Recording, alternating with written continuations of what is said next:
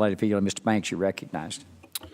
Thank you, Mr. Chairman. Ms. Oakley, the GAO report mentions a, quote, lack of leadership stability, end quote, at the VHA program office, but no mention of what actual qualifications VHA leaders need to possess in order to be able to effectively lead a medical surgical program office. So what is your vision on the qualifications and experience for the MSPV director that was recommended in the report? I think you need someone that has both clinical experience as well as acquisition and procurement experience. One of the things that we found during the course of our review is, this effort requires collaboration across a number of different types of office, procurement, logistics, clinicians, and they all speak different languages. So getting somebody in there that has experience on both sides that would be able to bridge that gap and translate would be an ideal person to put in place.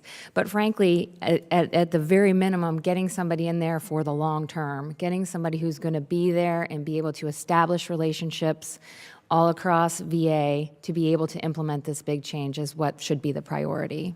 Okay, that's very helpful. Now, Mr. Lemmon, now that I gave you a break, back to you for a moment.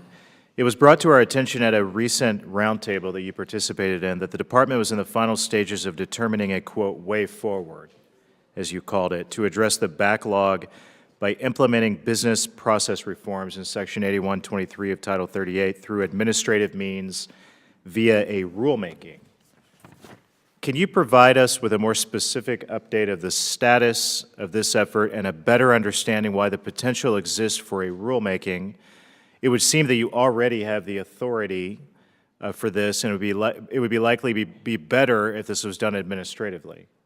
So what is the timing for such a decision, and when do you think it would be implemented if we have to do it administratively? If it has to be done via rulemaking, as you said, what authority do you need from the committee to do that?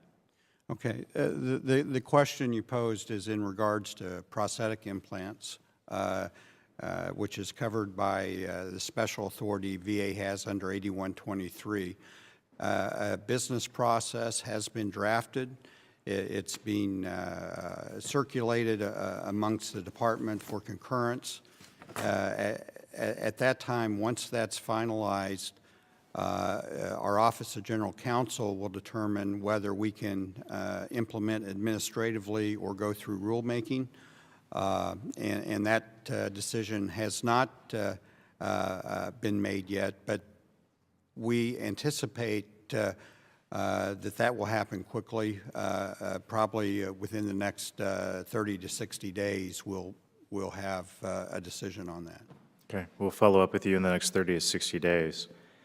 On another note, how is the new process for purchasing the surgical implants different from the existing prosthetics and sensory aid services process? Well, the proposed process really essentially relies on having national contracts where we've leveraged our spend, but the contracts are with the major suppliers.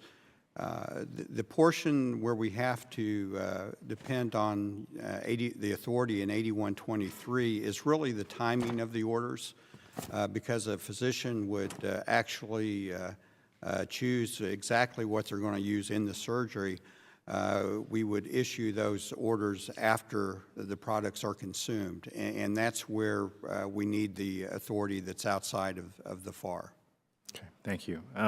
Ms. Oakley, since I have a minute left, the GAO report stated that the recent reforms did not meet the need of medical centers and thus the end user in caring for the patient.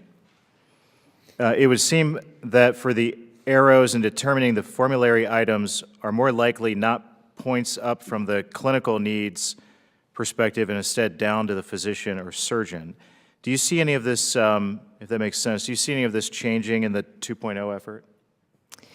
I think that VA has come to the recognition that having a clinician clinically driven program is vital to success. I think it was a late recognition, and I think that they are, at least on paper and what I've seen, indicating that this would be the way forward. And so I find that as a positive development. Again, though, it all comes back to execution. Okay, thank you. My time has expired. Thank you, gentlemen, for yielding. Mr. Cox.